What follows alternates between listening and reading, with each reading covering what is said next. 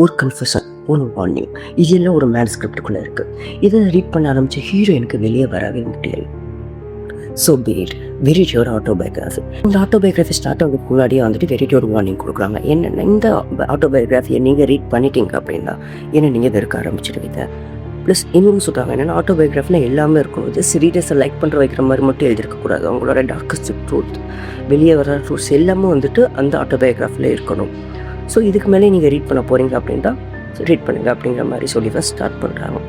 So பீட்டோட first chapter. இந்த சாப்டரில் வந்து வெரிட்டி வந்து ஒரு சேரிட்டி ஈவெண்ட்டுக்கு போகிறாங்க. அவங்க போட்டிக்கிற ட்ரெஸ் கூட வேற ஒரு ஆதையும் திருடின ட்ரெஸ் தான்.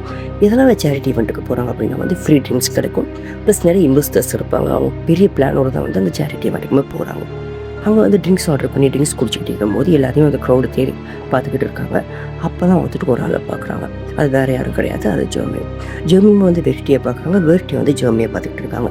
ஸோ அப்போ வந்துட்டு வெரிட்டிக்கு தெரிஞ்சிச்சு நம்ம பிளான் ஒர்க் அவுட் ஆக போகுது, இவன் என்ன தேடி வருமோ அப்படின்னு சொல்லிட்டு.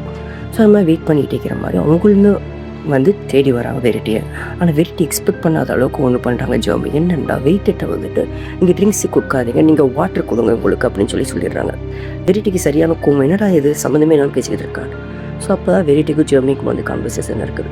ஜெர்மி என்ன சொல்கிறாங்க அப்படின்னா வந்து, நான் உன்னோட டைம் ஸ்பெண்ட் பண்ண போகிறேன், நீ ட்ரிங்க்ஸ் பண்ணியிருக்கக்கூடாது அந்த சமயத்தில், நீ கான்சியஸாக தான் இருக்கணும் அப்படிங்கிற மாதிரி சொல்கிறாங்க.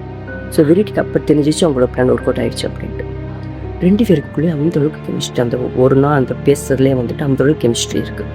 ஸோ பார்க்குற எல்லாத்துக்குமே வந்துட்டு என்ன நினைப்பாங்கன்னா, ஒரு லவ் ஸ்டோரி ஸ்டார்ட் ஆக போகுது அப்படிங்கிற மாதிரி தான் நினைப்பாங்க. ஆனால் லவ் ஸ்டோரி தான் கிடையாது. சாப்டர்ஸ் போக போக தான் தெரியும் எந்த அளவுக்கு டார்க்கர் ஆக போகுது அப்படிங்கிறது.